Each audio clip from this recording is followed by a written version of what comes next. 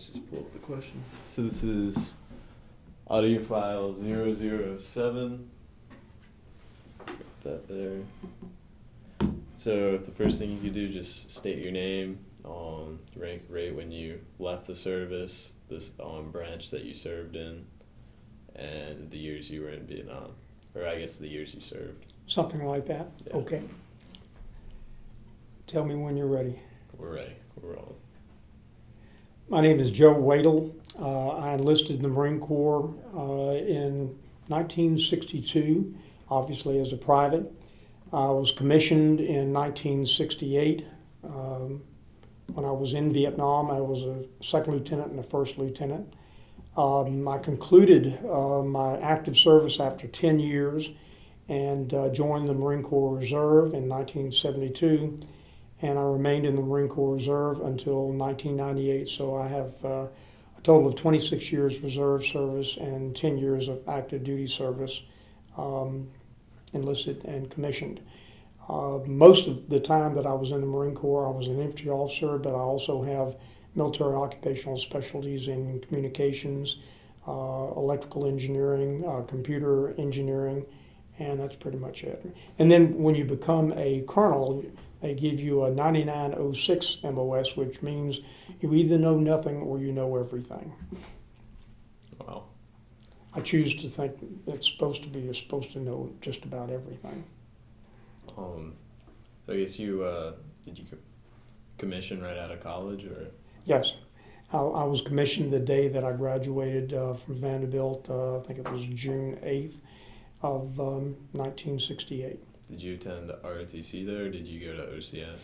No, my job, I went back to school on what they call the Naval Enlisted Scientific Education Program, a Department of the Navy program whereby each year about 120 sailors, and at the time I was selected 62 Marines, all enlisted personnel, are selected. They go through competitive examinations, college boards, interviews, and then the selection process is made. And we had 22 colleges. Once you are selected to go back to school, you go through the Navy Prep School, which at that time was at Bainbridge, Maryland, and take basically the same academic program for 2 months during the summer that the entering midshipmen would take before going to the Naval Academy. And assuming you get through that 2-month period during the summer, then you have 22 different colleges around the nation to select from. And the program required that you get an engineering or science degree or geomorphology, which is basically geography, or become a language specialist.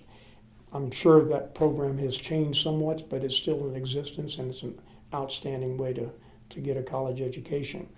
My responsibilities were studying, going to the second increment of OCS, and obviously successfully completing that, and also working with the midshipmen at drills, helping to train the midshipmen at Vanderbilt University NROTC program.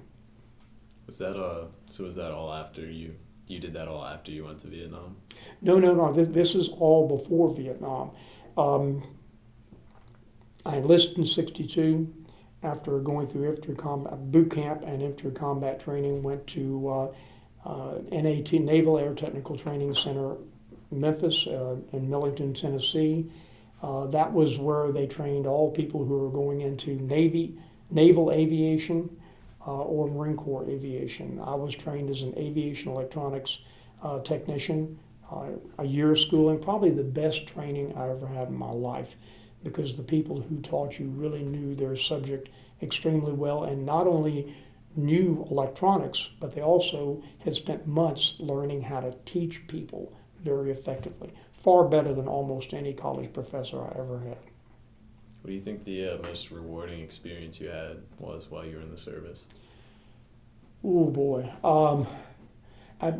I'm probably one of the most blessed people you will ever meet, because my country was so good to me that there was no way that I could leave my committed service and just leave after 10 years and not continue to pay back my country for how good they have been to me. And that's the reason I served for another 26 years as a reserve officer. most of which were with infantry units. I guess the most rewarding experience, most important experience came from the Vietnam, 13 months in Vietnam. It taught me a lot of things.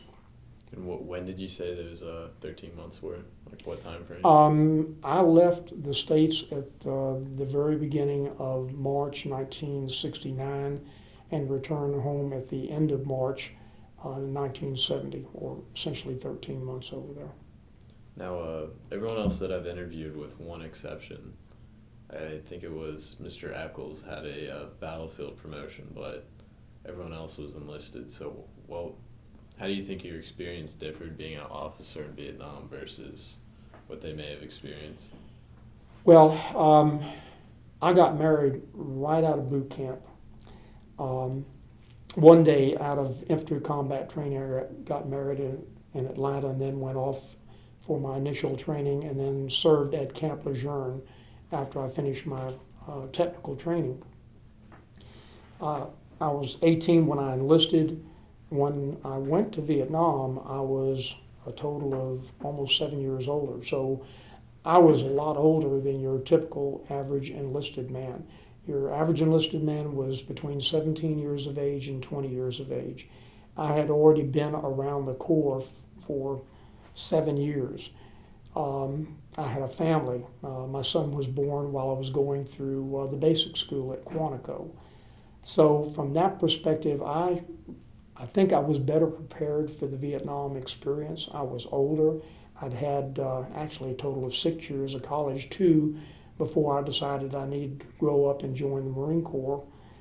Been in a fraternity, partied a lot, and was just too immature at that point in time. And I decided the Marine Corps would be a perfect place for me to go to maybe learn a technical skill, grow up and serve my country, because literally every one of the men in my mother's family and my father's family had served in World War II and in World War I, and all of my family had fought for the Confederacy during the Civil War. So military service was a tradition, and I felt very much at home going into the Corps, and it served me very well.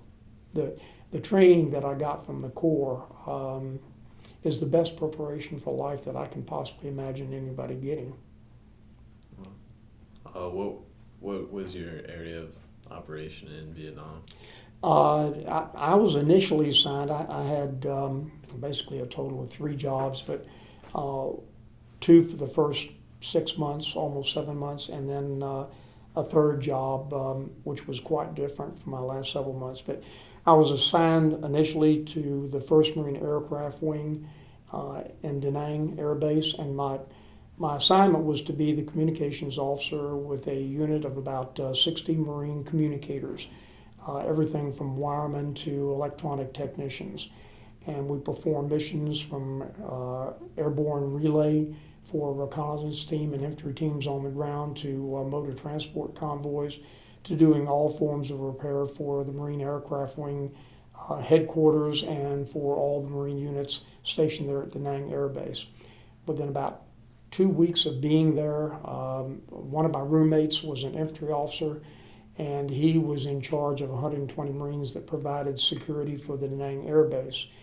And he had completed his 13 months, but they wouldn't let him come home because the 1st Marine Division would not provide another infantry officer. They were shy of infantry officers. So this fellow who in 2 weeks had become a good buddy, and I'd shared some things in confidence, like I really thought that I should have gone to Vietnam not as a communications officer but as an infantry officer. And he happened to tell the group commander that, and the group commander put 2 and 2 together and said, well, heck, we'll just make him the commander of your 120 Marine infantrymen, and he can also handle the 60 communicators. So I wound up with a pretty responsible job, but it fit well together because many times when you needed communicators, you also needed infantrymen for like motor transport, Rough Rider convoys. They had to have both along with the people who drive the trucks. When we went to the villages to provide medical support for the villagers, Vietnamese villagers, you always had to have infantry and you had to have some communicators. So it was a perfect job for me. But I really wanted to get with an infantry battalion or see some direct combat. And after almost 7 months, I was allowed to put in a request for transfer. Had some special circumstances come up where I ran into a fellow that I had gone through the basic school with. We had carpooled together, and he had gone directly to a force reconnaissance company, First Force Reconnaissance, located down in Anwa, further south than Da Nang. Anyway, ran into him one day, and he said, "Look, we just lost our communications officer.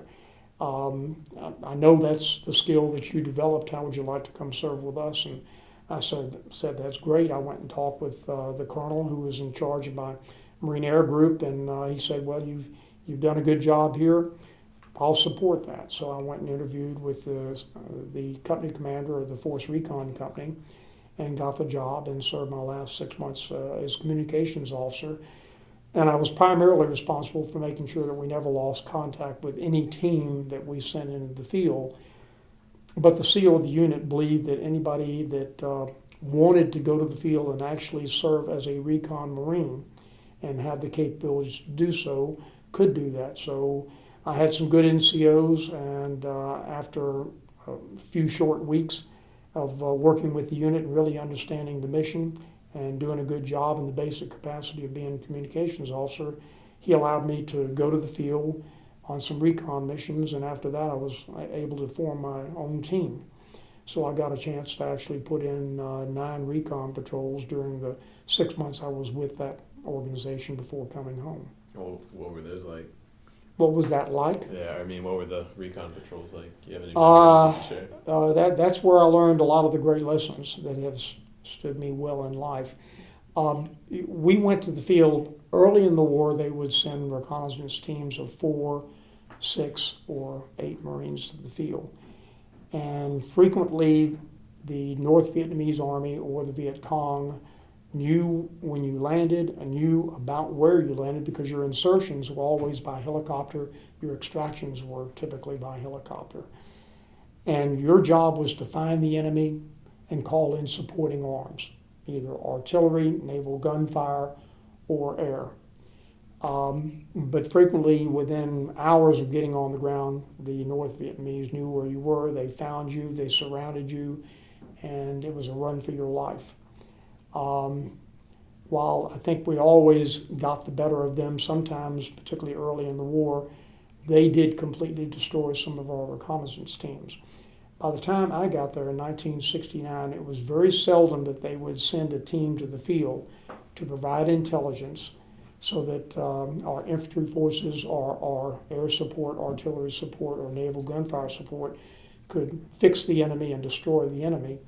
But we would go with 8-man teams because we needed the firepower to be able to escape from the bad guys who numerically were always superior when they came after you. That would allow us to be able to stand them off long enough to be able to get helicopters in to do an emergency extraction. So it was a pretty exciting life. And my job, if you lost communications, your chances of getting out of a situation like that were just about zero. So the job of a communications officer in making sure that no matter what the circumstances were, you could communicate with one of these teams on the ground was pretty important. And the communicators had to be extremely well trained, tough, resilient. They had to do everything basic riflemen with a recon team could do. And if worse came to worse, they need to be able to lead the team and get the team out of there with their communication skills and their ability to call in supporting arms. So my second job was quite different than my first job. A little bit more harrowing in some of the experiences. What kind of communications equipment were you guys using? We didn't have much. And I got a chance to actually develop equipment later on when I got back that we needed over there when I was there. And early in the war. We basically have VHF, line of sight, PRC-25, and 77 radios. The PRC-77 just allowed you to encrypt. You carried another box, KY box, that would connect to the PRC-77, and you can encrypt your communications so that the bad guys could not understand what you were saying. But those VHF line of sight radios were pretty much it, with the exception that we had UHF equipment that would allow you to talk to aircraft, particularly supporting aircraft like an A4 Skyhawk or helicopter gunships. What we really needed was, particularly for force reconnaissance and for SEAL teams, is HF radios that were skywave. They propagated the electromagnetic waves skyward. You would bounce off the sky or the clouds, come back down, and it would allow you not just line of sight, because over there we were frequently operating beyond mountains that masked our ability to communicate back and call for air support and artillery support, and frequently force recon worked well beyond the cone of artillery fire.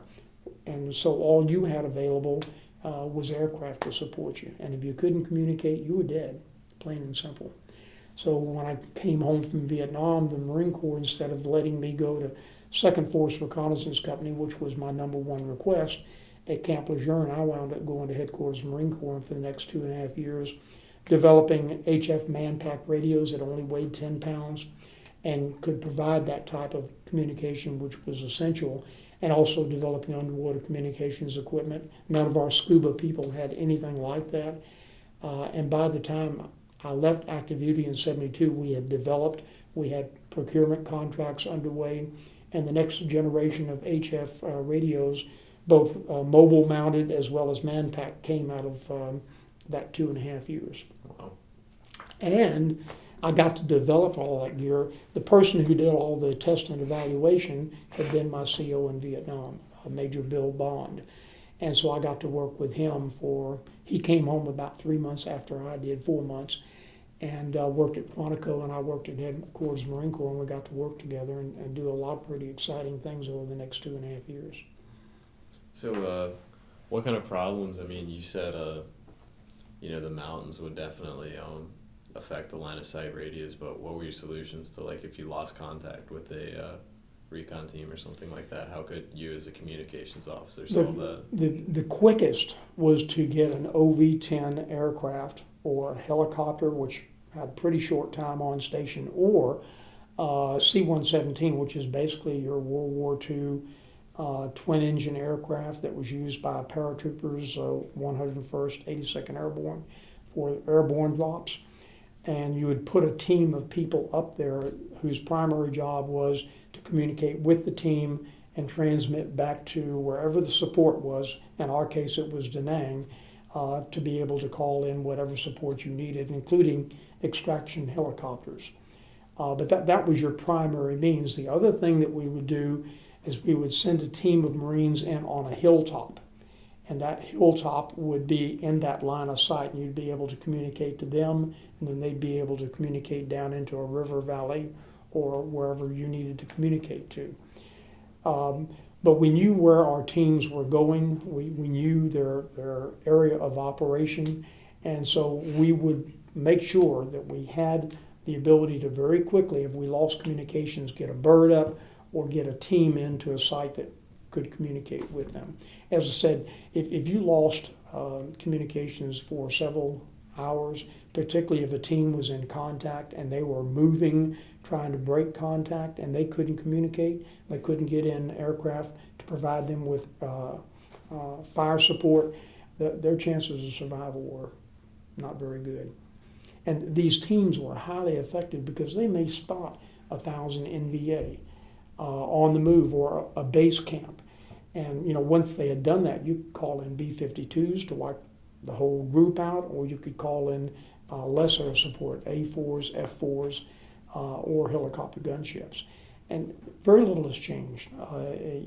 If you have seen some of the movies about Afghanistan, the SEAL team that almost got wiped out, Lone Survivor, those SEAL teams, Marine Force Recon, Army Rangers, Special Forces, all of our Special Operation Forces basically operate the way we did then. They've got much better equipment, but if you saw the movie Lone Survivor, you saw what can happen when a team like that loses communications.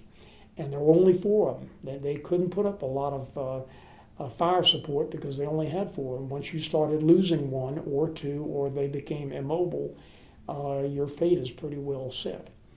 But the way we operated then is very, very similar to what you saw on Lone Survivor. Are there any experiences either as a communications officer or when you're doing the recon that stood out to you that you'd like to share? Oh, yeah. I think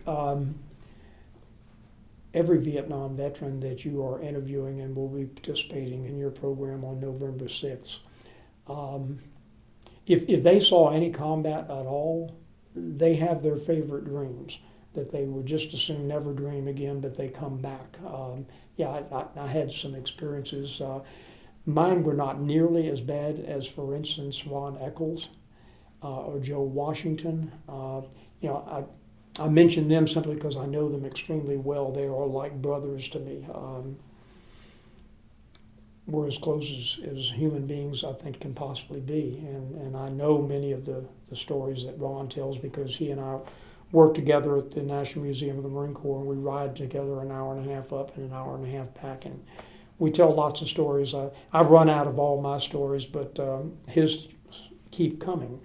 And my experiences were not nearly as bad as an infantry platoon commander, which is what he was. And then, of course, Joe Washington was a basic infantryman.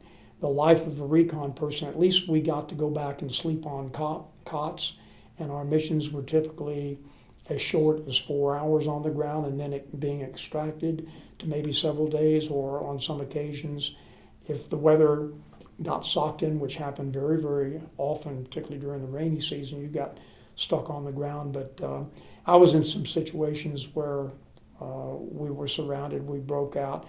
We knew generally where the helicopter landing zone was. We went to that helicopter landing zone or got almost there and ran into another NV-18 and had to divert to another trail and head for another helicopter landing zone. And how in the world we made it, I have no idea.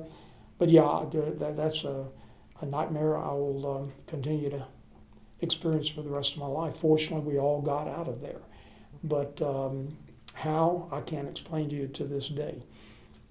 Well, what was your homecoming like, coming home, I guess knowing that the public wasn't really in support of the war that you guys were fighting? What was that like?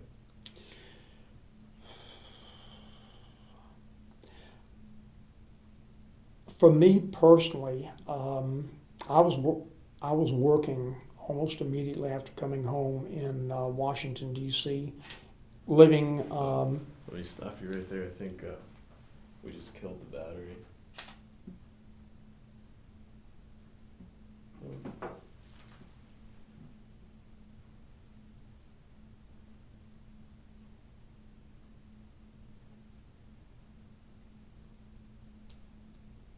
Alright, we're good.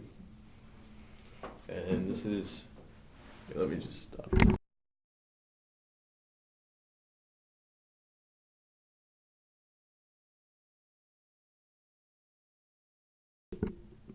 Decided to take a picture. Yeah, STE 008. I think it just timed out on this. Yeah. Do I need to back up or Yeah, if you could. to where? Just Any idea? Back when yeah, you the came homecoming. from Washington, you were working immediately. Yeah. in So Washington. what was your homecoming like? Oh, okay. Well, I had a son, I had a wife, I was reassigned. I was disappointed in my assignment because I really did want to continue. I loved being a recon Marine. It was just absolutely fantastic. And I had requested that I no longer be a communications officer, that I go to Camp Lejeune and serve with Second Force. But payback, you know what they say about payback, right? I'd gotten all this education. I'd been a commo. I'd put in a number of administrative action forms complaining about the fact that we didn't have HF man-pack radios. I went and borrowed gear from Army Rangers there at Da Nang at China Beach and other pieces of gear that we didn't have that you could pick up an electronics magazine and you could see 80 radios that were available in the States that we could have used over there, but we didn't have them in the military inventory, particularly not in the Marine Corps inventory. So I complained about that fact.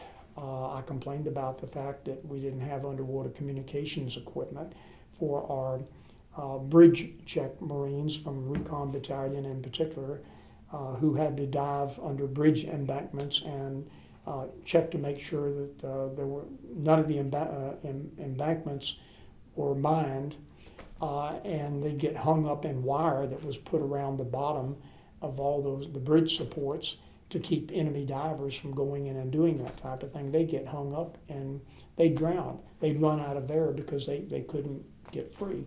So anyway, I wound up being sent to D.C. to develop that type of thing. I was required to wear my uniform. You weren't allowed to wear a uniform every day because of all the peace demonstrations that were going on by this point in time.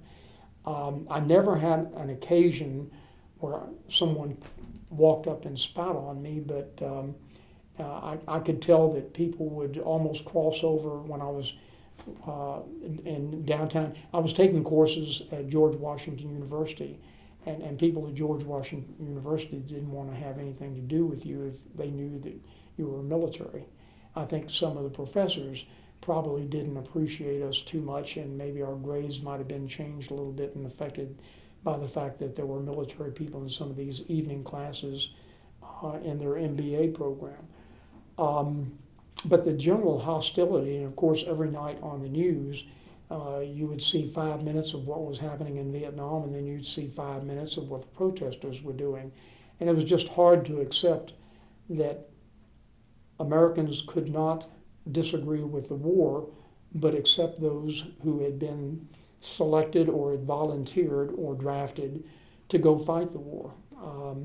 They hated the war, and they hated you for fighting the war. And I think that destroyed the basic psyche and self-respect of a lot of people who came back, particularly when again, you consider that most of your people fighting over there were between 17 and 21, 22 years of age, most of them straight out of high school, some of them with McNamara's 100,000. We had some people that were below average intelligence. We had a lot of people that were not high school graduates. And they go over there, they wind up serving in the infantry, or they're in deep, heavy combat, experiencing all the visceral things and the psychological things that happen because of combat. And then they come home and they get treated like animals and called baby killers. It was just a devastating experience, and I think a large percentage of the people that fought there never quite got over that. I think we lost a lot of people early on in their lives because psychologically they could not readjust to what they saw going and fighting for their country, and they come home and their country didn't want them. Employment was very, very tough for a lot of those people. So that's what I saw, that's what I experienced, and I don't think there was ever a catharsis for the Vietnam veteran until the conclusion of Operation Desert Shield, Desert Storm. When the troops came home and the Vietnam veterans saw the accolades that were heaped upon the troops, the 500,000 Americans that went over and fought that first desert war, it made them realize that Americans finally were able to separate the war from the warrior. And regardless of whether they approved or disapproved of the war itself, they loved their warriors and they took care of their warriors. And at least this nation had healed from the war in Vietnam, and that helped heal, I think, a lot of the most devastated of the Vietnam veterans that were still alive. And I guess one verification that there is some truth to what I'm suggesting is that 40 some odd years after the war, there are only 1/3 of the 2.4 million Americans that served there are still alive. About 800,000 Vietnam veterans are still alive. That's a terrible, terrible attrition rate, not just from battle itself or battle wounds, but the psychological destruction that had occurred over time because of the way we treated Vietnam veterans. But the nation has learned, because whether or not people agree today with Afghanistan and Iraq, they do treat, I believe, America's veterans and those who are serving as genuine heroes of this nation and protectors of our freedoms. And that is a wonderful thing, to return to the way we felt about those who came home from World War II after basically saving freedom in this world and preventing this world from going into another dark age. Were there any commendations or medals you received while in? Well, the single most important in my mind was the Combat Action Ribbon, which is equivalent to the Combat Infantryman's Badge in the United States Army. I received a Navy Commendation Medal with a Combat V for my service there. And then some other decorations along the way when I was in the reserves. But that's pretty much it. Can you explain what the Combat V is for? For being exposed to combat, first of all, and my service under those circumstances. I did not receive a specific award like the Bronze Star for valor. Mm-hmm. During Vietnam, the Bronze Star, which is the first award that is normally given for specific valorous acts, was also given as an end of tour for those who actually experienced combat operations, kind of like the Combat Action Ribbon. Dan, did you have anything else? Anything you want to add that Yeah. we didn't cover? Yeah. In 36 years of service, I learned the single most important thing that I learned about my service. And I think being in a combat environment, serving with just a few people, I learned very, very quickly that people are everything. Living is not about making money, not about making yourself look good, not about becoming rich and famous. It's really all about serving other people. And being in an infantry platoon, or since the rest of my career from 72 on was with infantry units until I made colonel, I think the greatest lesson to come out of military service is that people are everything, and the quicker you learn that, the more successful you're going to be in life. And that life is really about serving others, and if you take care of others, they will take care of you, and you'll achieve all the success you really would like to gain out of life, but it's only through service to others and convincing others that they are more important to you than you are to yourself. In that lies the great lesson of military service and the great lesson of my life. All right. Well, Mr. Wadle, thank you very much. That was My pleasure. definitely a pleasure to hear. An honor to have the opportunity to be with y'all, and to be with y'all again on November 6th. Yes, sir. Definitely looking forward to it. And anytime I can be